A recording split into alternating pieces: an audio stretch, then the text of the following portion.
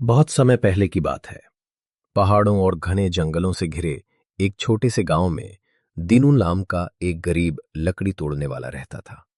दीनू ईमानदार, मेहनती और बहुत दयालु इंसान था। उसके पास न खेत थे न धन दौलत।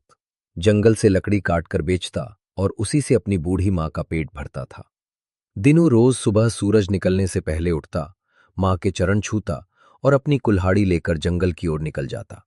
माँ हमेशा कहती, बेटा मेहनत करना पर किसी को दुख मत देना। दिनू माँ की हर बात दिल से मानता था। एक दिन लकड़ी काटते काटते दिनू बहुत अंदर जंगल में चला गया। ये जंगल का वो हिस्सा था जहां गांव के लोग जाने से डरते थे।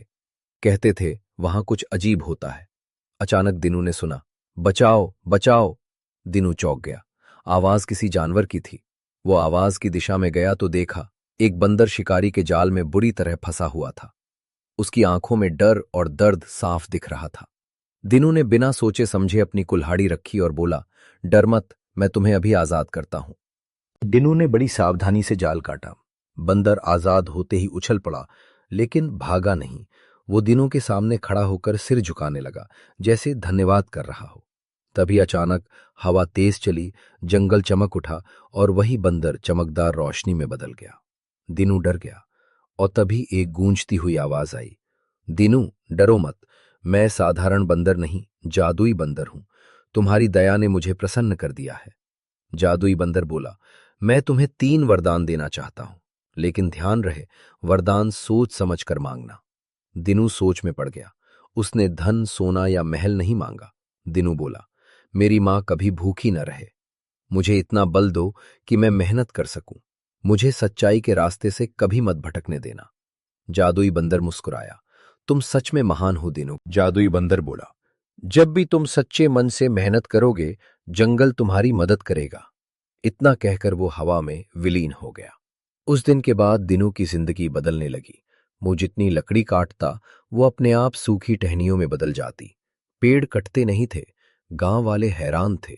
दिनू की लकड़ी सबसे अच्छी होती और उसे सही दाम मिलने लगे। गांव का एक लालची साहूकार ये सब देखकर जलने लगा। उसने सोचा, अगर ये जादू मुझे मिल जाए तो मैं राजा बन जाऊं।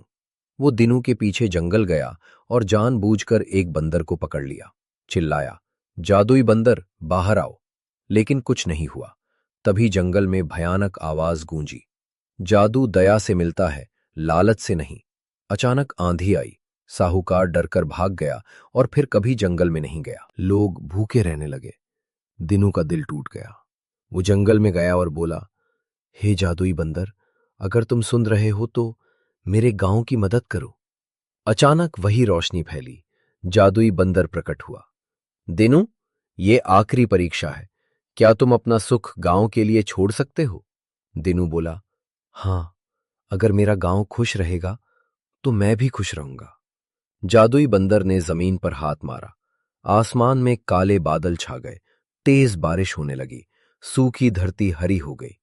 गांव में फिर से खुशहाली लौट आई। जादुई बंदर बोला, दिनू, तुमने साबित कर दिया कि सच्ची संपत्ति दिल की होती है। दिनू कभी अमीर नहीं बना, लेकिन वो गांव का सबसे सम्मानित इंसान बन गया। उसका घर छोटा था, पर उसका दिल बहुत बड़ा था। आज भी गांव के बच्चे ये कहानी सुनते हैं।